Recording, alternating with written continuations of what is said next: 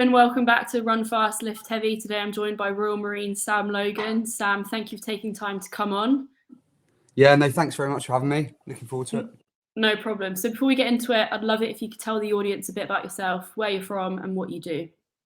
Yeah, so from Hertfordshire originally, little town called Tring, about 20 miles from Watford. Grew up in a house full of boys. My dad was Army, youngest brother's RAF officer, oldest brother's Navy PTI, and then I obviously joined the Royal Marines. So come from a military background. Went on to play football at quite a good level, nearly made it, didn't quite happen. So I turned my attention to like going fully into the military. So I joined the Royal Marines at 19 years old.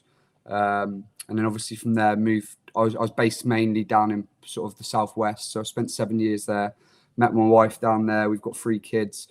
And then we moved up to Merseyside and been a PT here now for the last sort of 5 years. So that's where we're at the moment. So what made you join the Royal Marines as opposed to the other forces? I mean, it's pretty well known that it is the most elite. Was that the biggest reason why you wanted to join that particular force? Yeah, for me, that was the reason. So a lot of lads and ladies try and go into the Royal Marines, and they sort of have dreamt of doing it since they're 3 or 4 years old.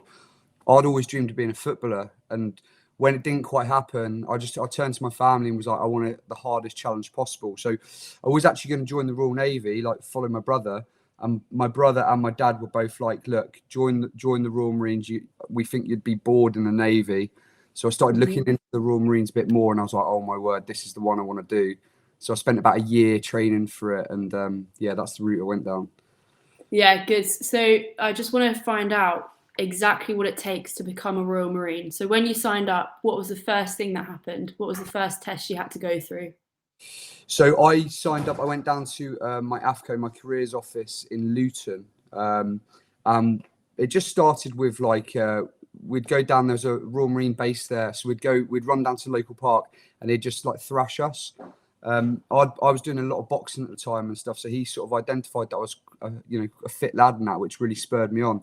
We were doing like my pull-ups and things like that. I'd never really, as silly as it sounds, I'd never really like done pull-ups and things like that. I'd done like weights and stuff in the gym. So I identified like weaknesses like that. And then I just spent like a year absolutely attacking all those weaknesses, hill sprints, pull-ups, body weight movements. Just was a bit possessed, to be honest. Just that I had just single mind focus, like this is what I want to do and this is what I'm going to do. In my boxing club, there was a lad who'd got to week 12 and hadn't progressed any further, and he was like telling me horror stories and that. And rather than it sort of put me off, it made me want to like go, I'm going to do that. I want to do that, and I think that mindset just really sort of spurred me on to do it. Yeah, that sounds great. So when you joined, did you have to do the pre-joining fitness test? We had a PRMC, which was a 3-day. So we went to, I think it was Fitness First back in the day, where you do like a mile and a half on a treadmill. I think we did like pull-ups, press-ups, sit-ups, things like that.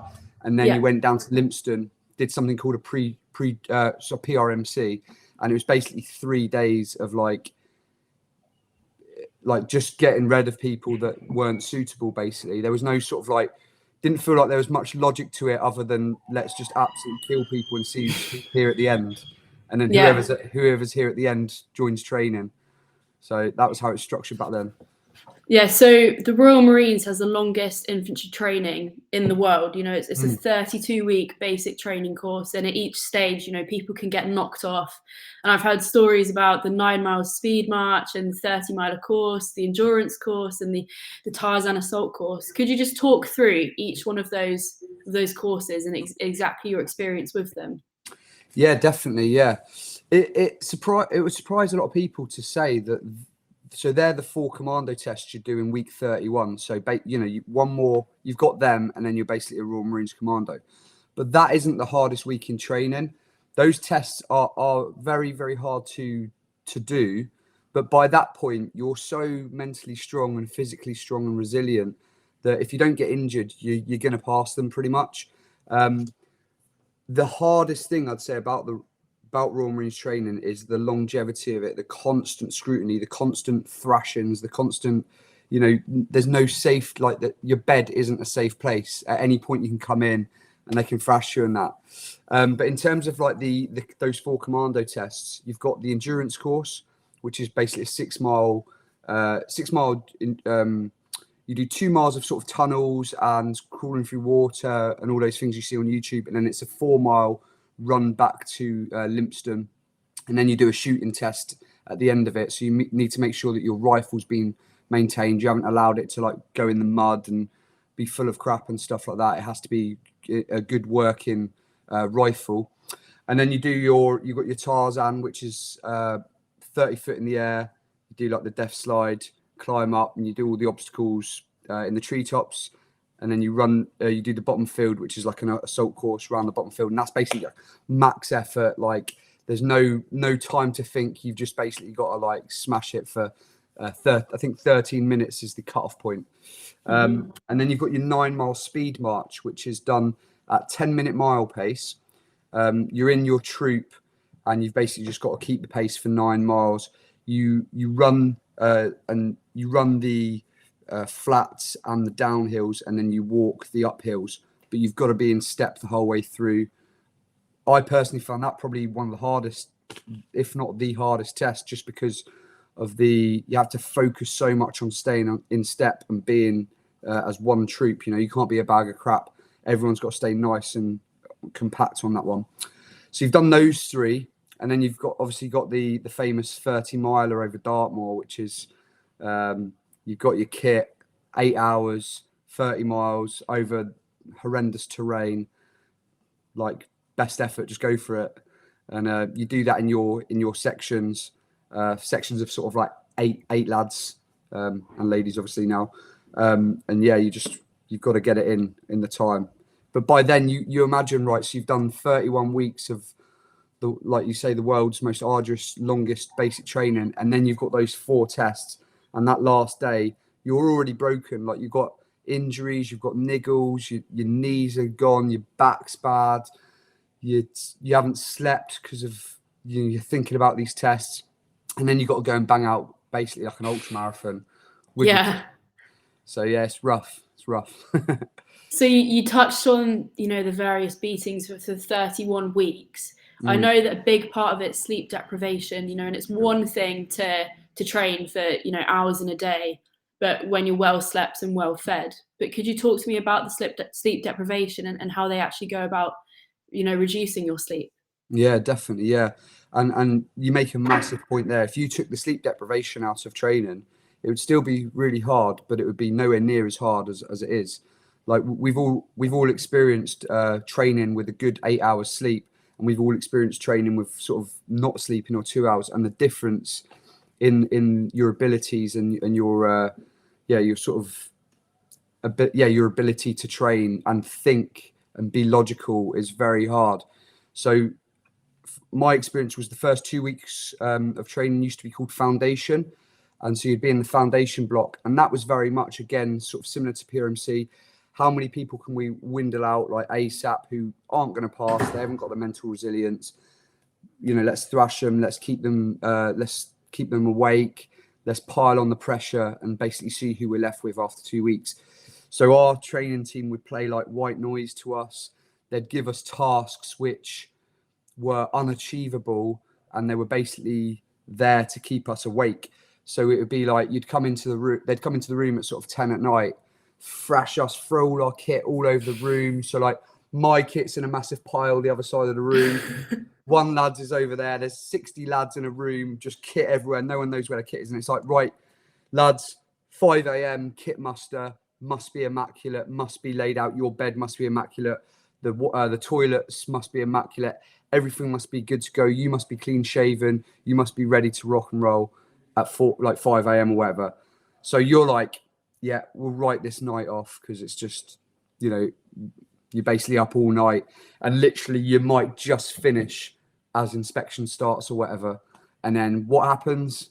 All your kit, it doesn't matter how good you are, all your kit gets thrown again, buckets of water, like you're made to crawl in all your kit. You're made to, you know, it's just an absolute mind mess.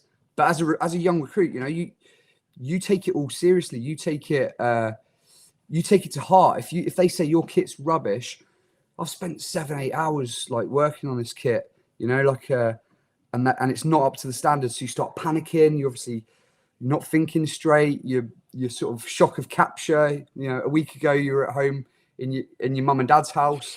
Now here you are getting like pinned against the wall by a corporal sort of thing, and it's just an absolute mess. And so they just basically what they're trying to do is just break you down so they can rebuild you, make you so that you can deal with any sort of stressful situation. So they know that when you go into operations, you know, they know you can handle yourself. They know you're not going to go off the rails. They know they can put other lads' lives in your hands. And, you know, that's the sort of foundations of being an elite soldier. Do some people really retaliate when that's happening? Like, are some people just fuck off?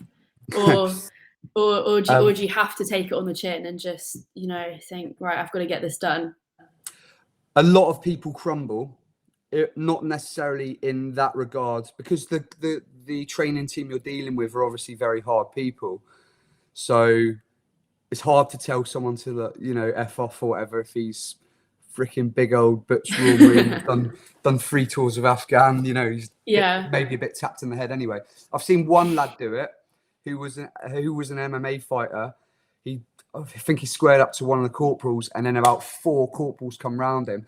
Not in a bullying way, but basically like, no, like that's our oppo. That's our, you don't speak to him like that.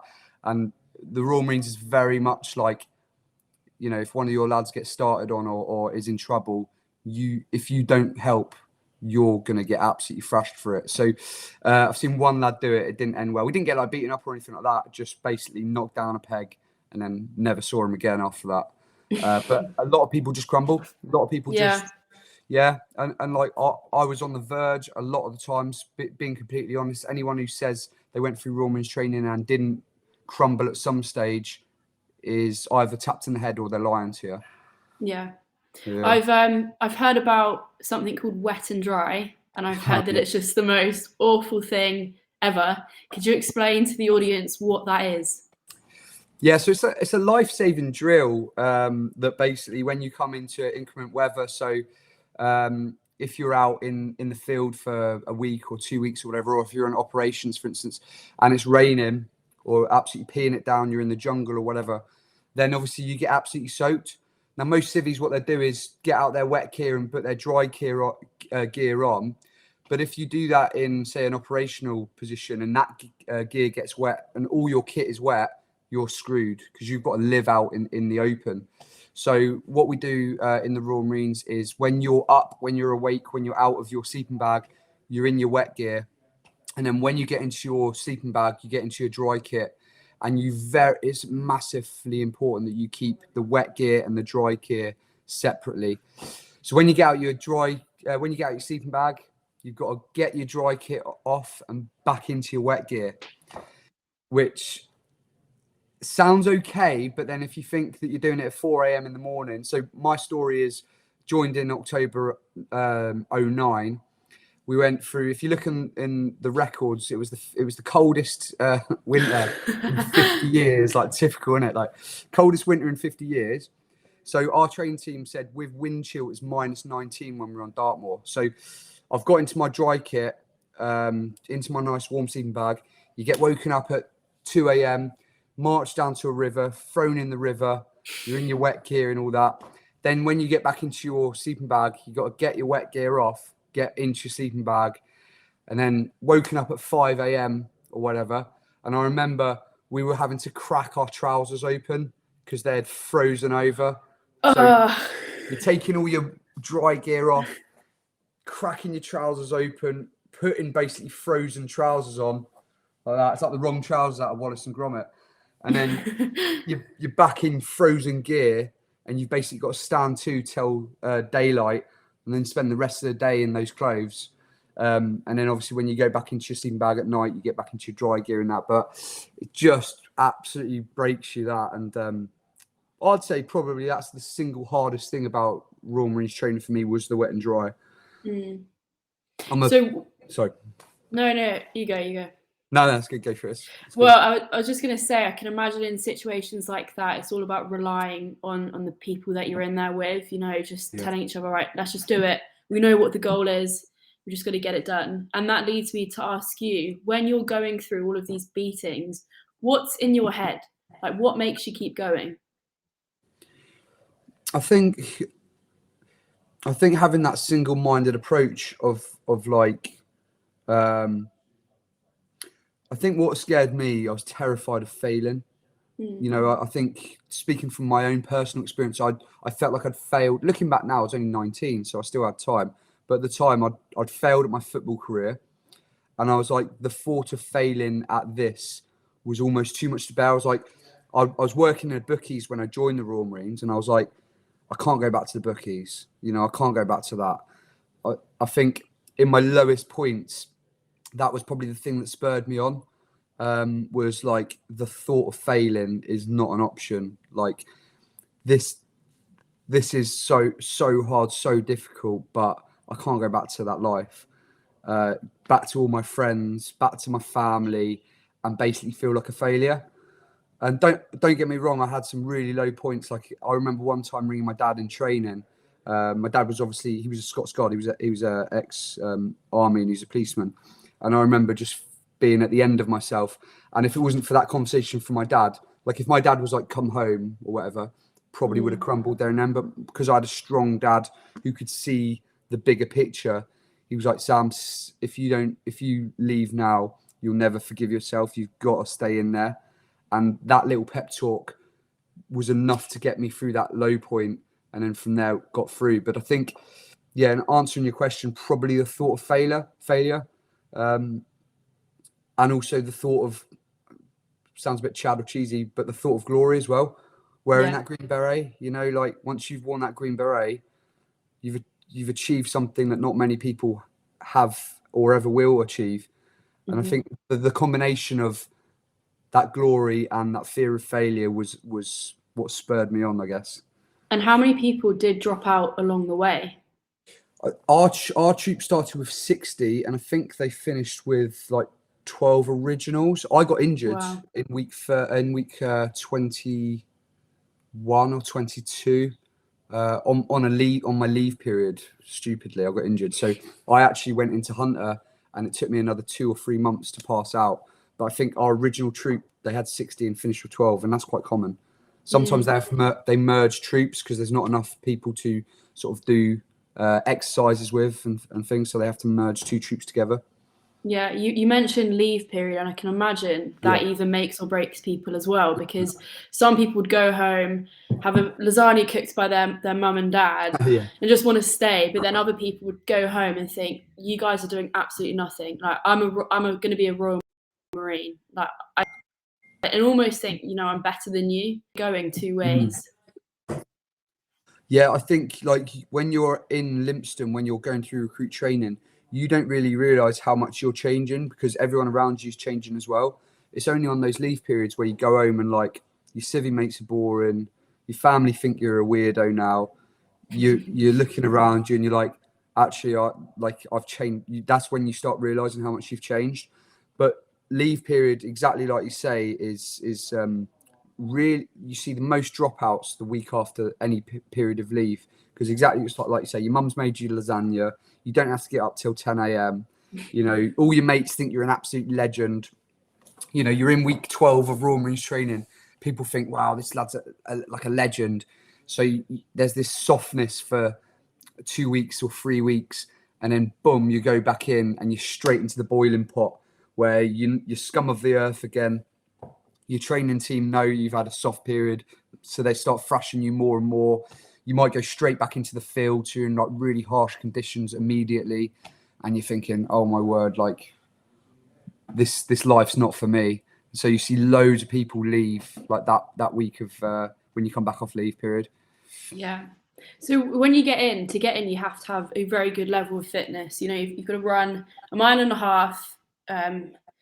Isn't it under 10.5 minutes? Something like that, yeah. Yeah, and then you've got to do the 3 rounds, 20 press ups, 20 sit ups, 20 burpees, a minute plank hold. But obviously, is the training gearing you up to passing the endurance tests in week 31? Like, do they do it progressively, or do you start by just getting thrashed? It's very, very progressive, but there is that element of you're getting just thrashed constantly. So that I think, like, what the training team are sort of thinking is, right, we need to have a high level of intensity, a high level of thrashings, because we need to ultimately weed out people who aren't fit to be Royal Marines, as harsh as that sounds.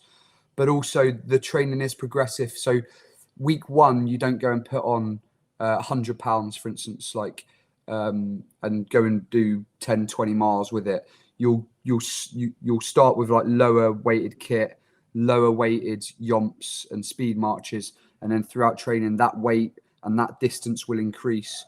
Whereas, like I think we said before, like the second to last exercise, I had £100 on my back and a GPMG. So you're talking probably 50 kilo for 60 miles over 2 days, maybe just under 50 kilo for 2 days. If you'd given me that weight even 10 weeks into training, I would have absolutely welted. So Yeah. it very much, they do gradually build you up. The pre-joining fitness tests are just very much so there's a benchmark. So that the 20 press ups, 30 sit ups, 20 burpees, and 1 minute plank or whatever for 3 rounds is like just your benchmark. They expect everyone to be at that level, and then from there they'll raise the level more and more and more until by the end you're just like, yeah, you're just a machine. Like, for instance, I'd say we were averaging for the first phase of training maybe 500 press ups a day in thrashings, and then our PT sessions on top of that. That was just from punishments and whatever, like just constant press ups. So like you can just bang out press ups for days after that.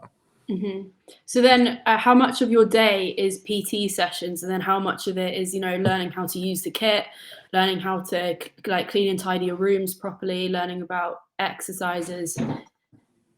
Yeah, so I joined in 09, so it was a while back, but it's about I'd say 2 or 3 hours of exercise a day on top of thrashings as well. So your thrashings wouldn't count as like PT sessions, but they are very much scheduled in by the training team. Like, right, we'll thrash the lads later because they've been a bit they've been letting the standards down or whatever. So they will put that into the timetable. Then you're spending a lot of time doing like things. If you're on the campsite, you'll be doing on base. You'll be doing a lot of lectures, a lot of weapon drills, getting your hands on weapons, map reading, SIGs training, loads of different things. In the field, it's quite different where you're doing a lot of field craft. Again, you're doing your map reading, you're doing your tactical phases and all that sort of stuff. So I'd say probably off the top of my head, you're doing maybe eight hours of like lessons and learning, and then maybe 2 or 3 hours of phys, and then maybe like another hour of thrashings. Then there's lots of admin to be done as well. Like, your locker has to be immaculate at all times, all that sort of stuff, cleaning your rifles, doing team stores, etc. That's a really loose sort of timetable because it's a long time since I was in training. So which would you say is more important, physical fitness or mental resilience? I know that you need both, but if you could put one above the other, which would it be? I would say I'll use an anecdote, for instance, to explain this one. So when I first joined, the lad next to me was like, he had like a freaking 8-pack, fittest lad you've ever met, would win all the runs, press ups for days, bang out pull ups ridiculously. When you looked at him, all the lads would look at him and go like, this lad is like a Royal Marines already. He got to week 8 and left because of all the other stuff, all the other arduous stuff, the living conditions, the constant scrutiny and that. And there was another lad who was really overweight. And I remember it to this day. I remember seeing him first time, I was like, he's gone. He ain't making it. And he passed out as an original. And so I think that sort of like shows you how much of a mental side it is. Don't get me wrong, you've got to be super physically fit, but mentally, if you're mentally strong and won't allow yourself to get broken, that's like 90% of the battle, I'd say. Mm-hmm. Yeah. So you pass the training, you get your coveted green beret. Then what happens? Are you allowed to be home with your family for a little while, or then are you placed somewhere straight away? How does that work? It depends on if it falls into leave period. So if you've done your tests or whatever, and then you go into summer leave, you might have like 2 or 3 weeks off. I didn't. I passed out on the Friday, had Saturday off. I think I'm right in saying this. Maybe Sunday off, and then I had to go up to Faz Lane and start straight away in a troop. So I think I had 2 days off maybe, and then I was up in Scotland, straight into unit life, and then I think I'd leave. So that was in the September. So I'd have had leave in the December. So yeah, I didn't have any leave period, I don't think. And how long did you serve for? I did 5 years, and then I did a seamless transfer, and then I'm still in the reserves now. So Oh, right. I've done 12 years in total, something like that. So when you were serving, were you deployed to Afghanistan? Yeah, 2011. And would you say that the training made you feel completely confident going into that scenario?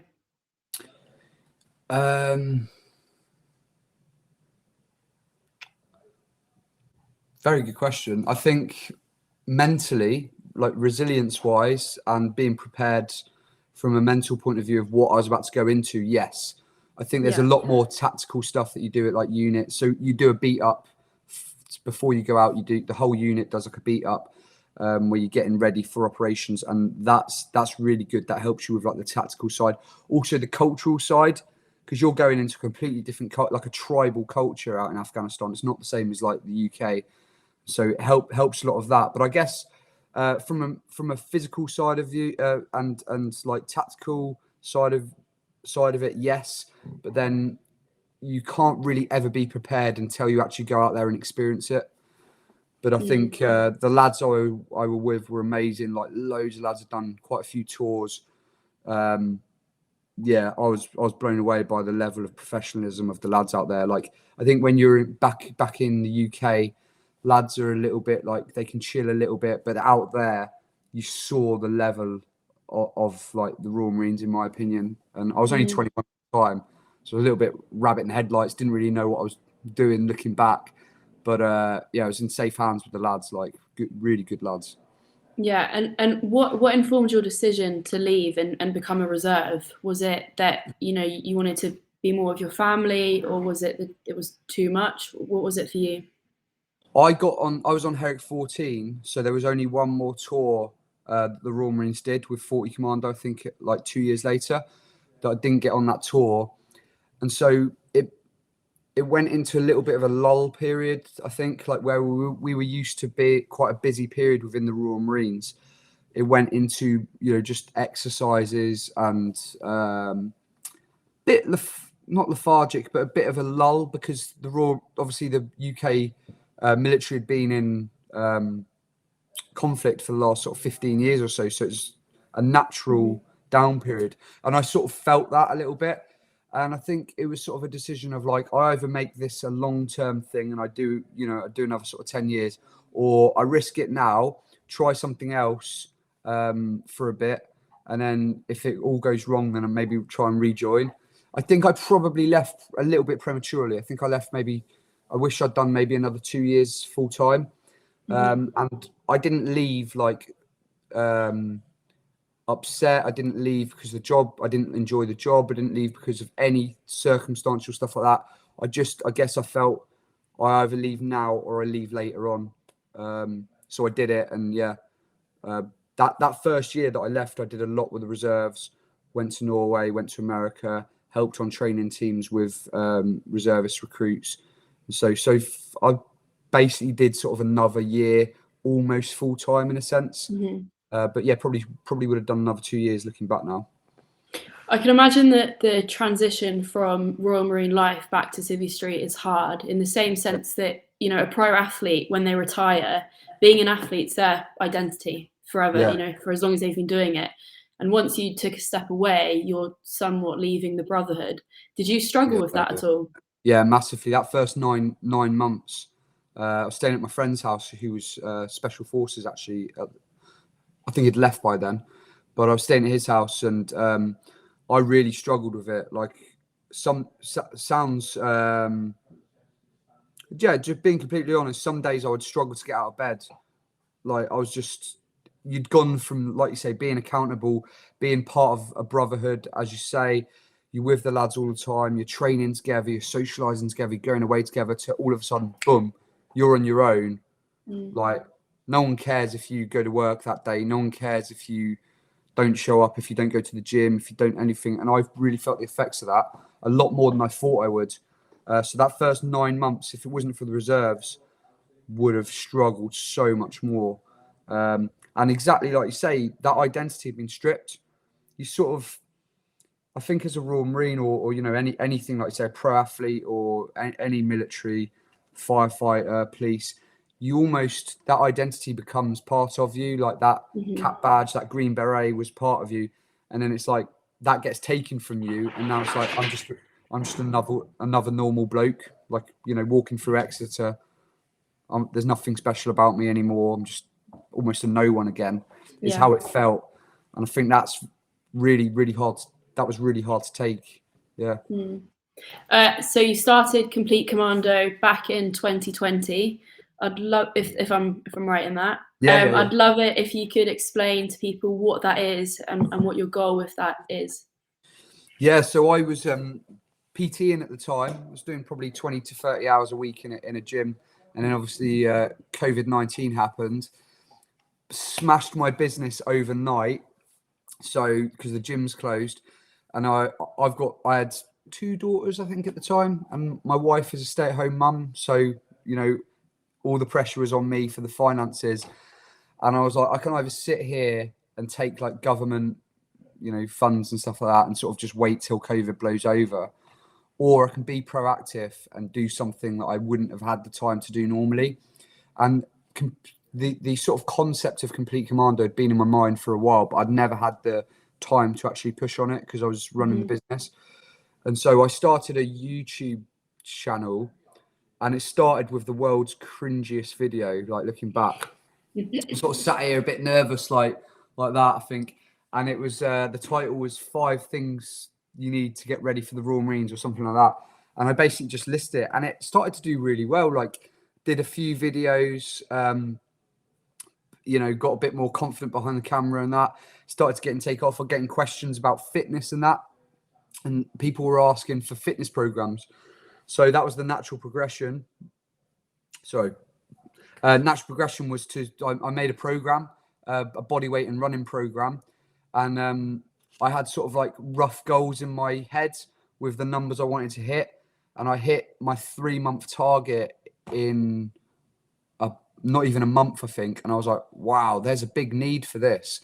So really started to push it on Instagram, really started to like help. And I basically went full time on it, getting people fit for their pre-joining fitness test for ROP and for Royal Marines training. And 2 years now, we've helped, I think, looking at numbers the other day, we've had over 2,000 people come through our programs in the last 2 years, which, like, that's people awesome. joining.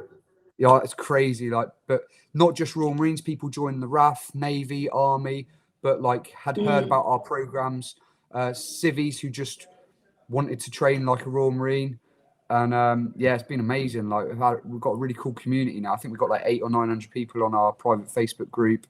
Starting to build a team. We've opened up apparel like this. We had our first military training, military prep weekend in March. We had 11 lads to that. So it's been amazing. Yeah, blown away really. And you've got another camp coming up in July, right? Yeah, July the 15th to 17th. So what's that going to look like? We go through all the principles, basic principles of Royal Marines training. So we want to basically, when you go in, there's learning curves like that, and you're sleep deprived and you're rabbit in headlights. So we want to break the back of that a little bit by teaching basic map reading, teaching everyone how to rope climb before they go, so they don't have to learn it when they're there like absolutely broken. Go through some basic principles of survival. On the last one, we did something called wire things seen, which is sort of basic sniper principles. loads of fitness stuff, Q&As, nutrition lectures, lifting techniques. So we taught lads how to squat, deadlift, squat and deadlift, and basically like a team building, confidence builder, and just to show lads and ladies like the level that they need to get to, and just to give them a little bit of a head start. So at the end of that last weekend, everyone could rope climb, everyone could give us a 6-figure grid reference with map reading. So already they're going in like way more prepared than I ever was. And with the Q&As and the nutrition stuff like that, just means when they go to Lympstone, they're going to be far better recruits, which is awesome. Yeah, that sounds great. Look, Sam, thank you very, very much for taking the time to come on. I really appreciate it. And I certainly took a lot out of this conversation, so I hope everyone else does too. No, thanks for having me. Appreciate it. No problem at all.